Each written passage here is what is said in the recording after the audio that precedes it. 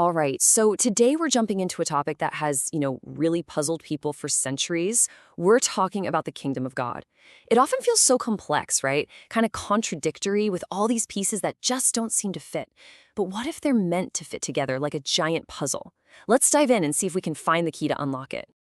One of the first things that comes up is the millennium, right? The kingdom age. People ask, what's its purpose? How is it any different from eternity? And for a lot of us, it's a huge sticking point. It really throws a wrench in understanding the whole prophetic timeline. And then there's this other paradox that really trips people up. We hear all the time that our ultimate home is in heaven. Okay, fair enough. But if that's true, why are there so many passages talking about believers coming back to reign on the earth? It feels like a total contradiction, doesn't it? And look, this isn't just some vague interpretation. The confusion comes from verses just like this one in Revelation. It's super explicit. We shall reign on the earth. So, how in the world do we square that with the idea of heaven being the final stop? It's a real head-scratcher.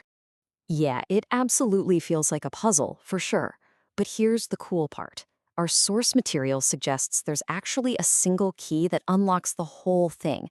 And it doesn't just answer one question. It makes all the different pieces of the kingdom puzzle snap together perfectly.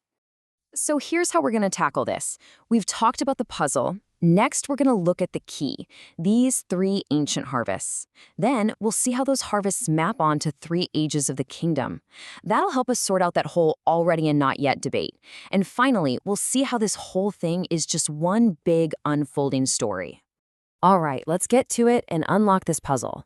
The key, as our source points out, is hidden in plain sight. It's in the three main harvest feasts of ancient Israel. And you gotta understand, these weren't just parties for bringing in the crops. No, they were packed with prophetic meaning. So it all comes down to these three events. First up, in the spring, you had Passover, which was linked to the barley harvest. Then, about 50 days later, you get Pentecost, and that's for the wheat harvest. And then finally, in the fall, you have the Feast of Tabernacles, which was all about the wine, or the grape harvest. So just remember that sequence: barley, wheat, and wine. It's super important. And this is really the central idea right here. These feasts are so much more than just old rituals. Our source material shows them as a literal prophetic timeline, a roadmap that lays out three distinct stages for the kingdom of God here on earth. Okay, to really get this, we have to talk about first fruits. So for each of these feasts, the people would offer up the first part of their harvest. This wasn't everything they had, not by a long shot. Think of it like a down payment, or a promise. It was a token that said, hey, there's a much bigger complete harvest on the way. This idea, a small sample representing a future fullness, is absolutely critical to understanding the whole thing. Okay, so we've got our key, right? The three harvests. Now, let's actually use it. We're going to map this prophetic timeline onto history and connect each one of these feasts to a specific age of the kingdom. Let's break this down. First, you've got the Passover age. Think from Moses to Christ. This was the kingdom on a pretty small scale, kind of like that first barley harvest. Then comes the Pentecostal age, which kicks off in the book of Acts. This was a whole new level, a real enhancement.